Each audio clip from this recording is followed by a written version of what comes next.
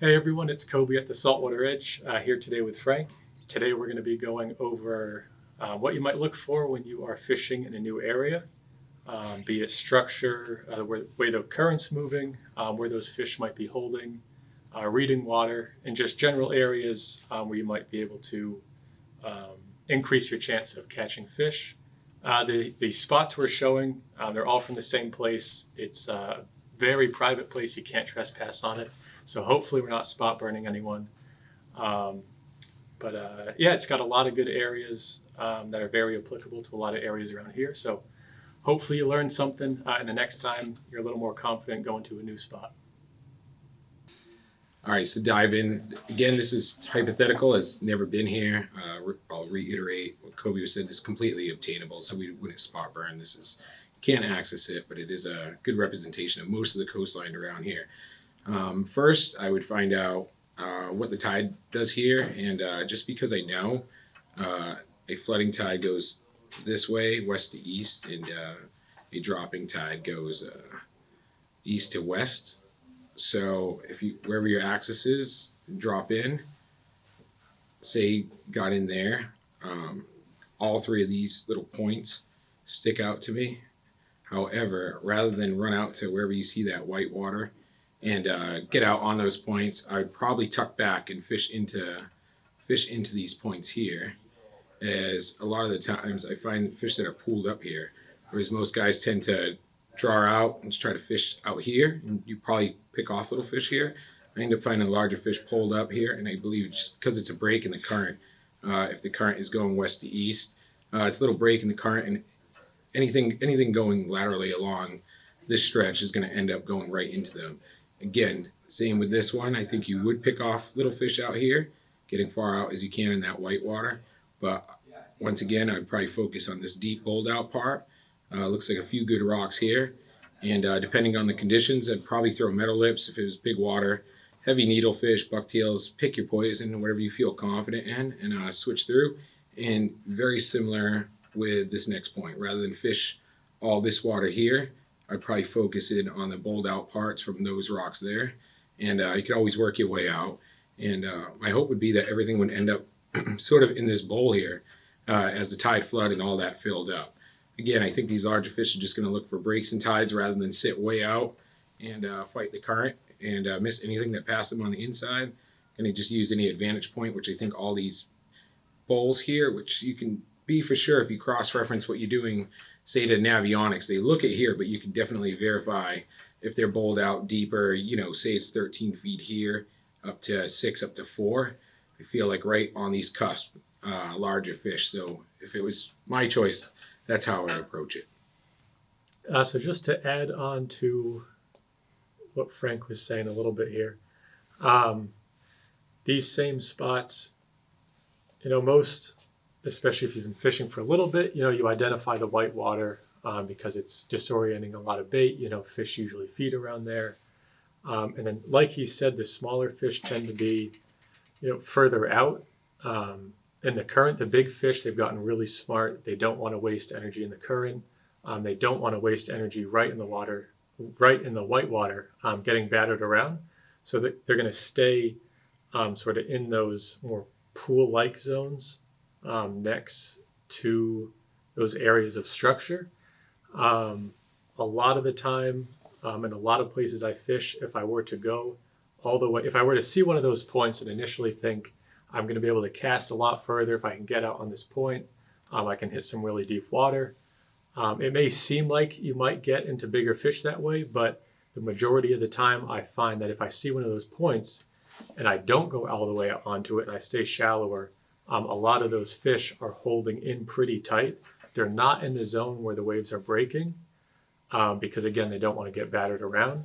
But they're holding in pretty tight, eating the bait that's getting pushed into the beach, into the rocks, or the whitewater. So a lot of the time, if I'm swimming out far, if I'm out on this point, I'm actually going past most of the fish.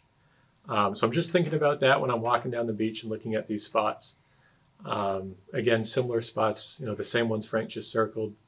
And those bigger fish or more fish are holding in tight on the edges of those points of structure. And anyone out there still uses a desktop computer on the Google Earth version of on a desktop, not for some reason not on the app. You can actually track back throughout the year. So sometimes I do that just to see it caught at different parts of the tide, different water. So right here you'll see 3 of the bigger of those spots, the bigger of those bowls, with 3 sets of conditions, and gives you a pretty good look just first whatever is current. So this spot here, notice right here, it's filled with water. And just like that, this would be my end goal out of all 3 of those spots, and this is kind of where I bank it on doing the best. Again, on the flood, this looks like halfway up here, halfway down. Swell looks just a typical Southwest capture of that spot. And just like the other 2, I bank it on this being great at the end of the tide. Big bowl here. Cross-reference this with Navionics. And I did look at it previously, and I just know this whole section's deep and it ramps up. Again, breaking the current. But before I even, if I was working west to east here, before I even messed around out here, I'd really put a lot of time working from here to where it starts to incline up this hill. It does incline. And I would start working into those rocks. I know there's obstacles, maybe a tighter drag, what have you. I'd then perhaps work that way, throwing into there, maybe right behind them, as you would think everything would sort of do that. And same thing, I would come back up in here, maybe even on those rocks if there's no fish in or behind them, and I'd work that. Again, I'd sort of let the water or the conditions dictate. Metal lips, needlefish, bucktails, plastics, darters, what have you. Depending on the sweep, if the tide's starting to kick, if it's big water, if it's skinny, or fishing it in the beginning of the incoming, or what have you. But before I even let myself get drawn to this point by visually seeing this above the surface, keep in mind all the stuff that I saw here while looking at it from this particular photo or the others, and really keep in mind all the good structure I saw in here that you might not visually see when you're standing on shore or working your way down, but you now know it's there. All right, so same spot that Frank was just talking about, but a different picture from a different year, so you can see it in a different way here. And going back to the basics, he mentioned where it sort of ramps up right here. You can kind of see it in this picture in the change in coloration of the water, but it gets shallower right there out of this bowl and ramps up. And going back to the basics, it's just an ambush point for bigger fish. Again, the bigger fish being smarter, know where to hold to ambush the bait. They don't have to use as much energy, so they're going to sit on the edge of that ramp. And as the water is moving and it's pushing the bait over that ramp, they can ambush them right there. It's sort of like a funnel for the bait. So definitely would try that spot before you get to that point. That also looks really good, but you sort of want to work your way there. So you've covered every spot as you get there. Looking at this, at the point, you've got this pocket of whitewater there. You can see a couple of big rocks there, and it looks like there may, again, Navionics really helps with this, but based on the coloration, there might even be a deeper channel right through that runs right through here. So instead of going right out to one of these big rocks, I might stay back here and hit where this whitewater ends up in that channel right here, assuming that maybe some fish, bigger fish, or maybe just fish in general, are holding in this deeper section. As the bait's getting pushed through this whitewater, it's washing into that deeper sort of trench. The fish are maybe sitting in that trench and eating the bait. So before I spook any fish out of there, I'm going to start further back, cast into there, and then move my way and make out to the bigger rock here. Once I'm out here, it's a lot of times it can be about angles.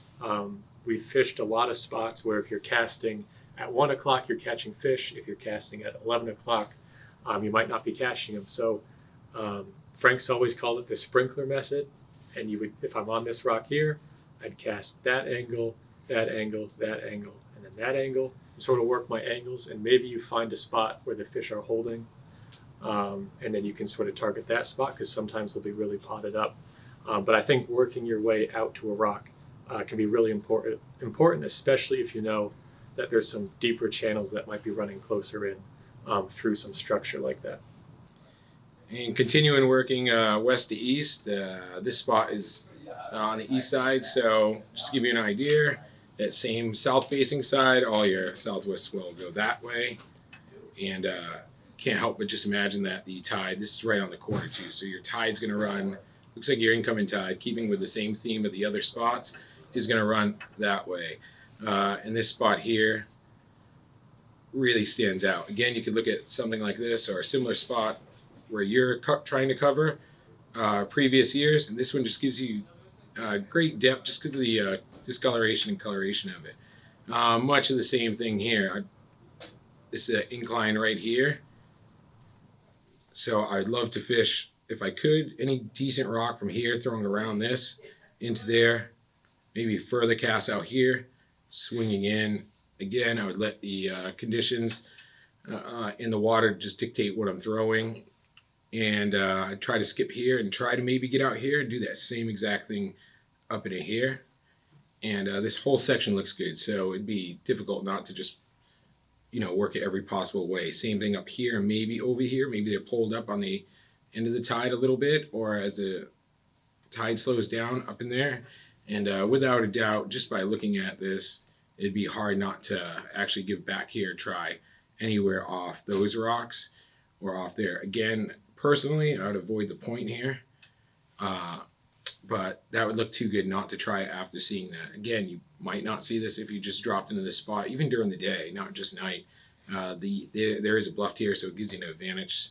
So you can see above, but just a lot of this stuff you're only going to see from aerial view like so.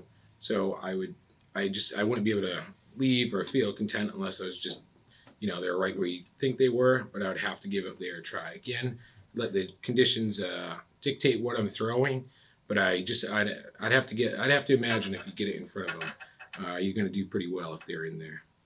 All right, so if I was walking around the beach and I got to here, it's not as pronounced of a point that would jump out at me like on the other side, but I'm sure this comes up clear on Navionics. But just from this picture, it looks like this might be a ledge here, and then it drops into a bowl in there. There's two rocks. It's hard to tell if there's a sort of reef that goes out to them, so it's not too deep, but I might try to get on that rock, or if there's something in here, and work, or even stay further back and work this ledge here, because if the water is again pushing the bait over that ledge, there could be fish sitting in the bowl as the bait's getting pushed over the ledge feeding, or maybe hanging around that rock there. What also might happen is if there's, say, I get out to this rock, I fish this ledge, and it's loaded with fish. It looks similar to another spot I fished. This is why I sort of might think this might happen here. Is there could be a lot of fish, like a lot of schoolies to maybe 20-pound bass. So say, a range of fish that's a lot of fun to catch, but if you're looking for really big fish, you may want to move, because if there's a lot of that class size fish hanging out in this ledge, the big fish don't want to compete with that, so they might slide somewhere else, which could be, it could be further into the bowl over here. But I'd keep, if you want to look for that bigger fish, you might keep moving and casting instead of getting hung up on the spot that might be loaded with a lot of similar fish. I might go, this looks like a nice rock you can fish from. Again, I'm looking at the ledges there. Staying off this point because I do think they're going to be in tighter. I wouldn't get too distracted by that.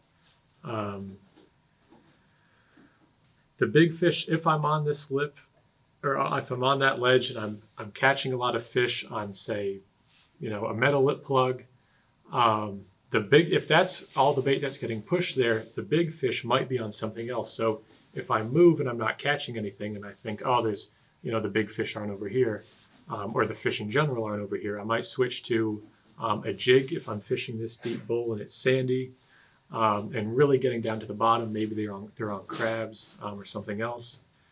So switching spots, switching plugs, taking 10 casts with each. Any way you can sort of narrow in on the fish there. You want to be, or personally, I like to rotate through a lot of stuff. You've got your angle of the cast, you've got your retrieve speed, you've got what type of plug you're throwing, and you sort of want to be moving. But if you're in a good spot, you feel, it feels good, and it looks good, you can definitely spend more time there and rotate through stuff. But it's really just about the basics. You want to do your research before you get to the spot. Navionics, great resource. Google Earth, great resource. And if you know boat guys, or maybe you know a boat guy who fishes a spot you want to go to, you can ask him about where he might see fish pulled up. I've found spots because a boat captain told me, hey, this past week there's been all these fish holding out off this beach that I normally wouldn't fish. And that might just be where they are. So sometimes it can look really good, but the fish, at the end of the day, the fish are just going to be where they want to be. You can sort of find patterns, but and there's definitely patterns sometimes, but the fish will always be, where they want to be, and they'll eat when they want to eat. So you might be in the right spot at the wrong time. So it's really about, this repetition plays into it. But just sticking to the basics to give you an outline when you're going to a new spot can really help you from feeling very lost and sort of learning that spot much better. All right. Well, again, this is all hypothetical and subjective. Use what you're confident in, and use the approach you would. Again, I want to remind you, it's much different when you actually get down there, and that might change how we look. But if you're traveling and covering a new area, this is a great start, and this is just how we personally attack a new area, or things I would look for. Again, those might vary once we actually get there, but we hope that this helped, and hope you got some insight how we personally would kind of work a new area. If you have any questions, feel free to ask.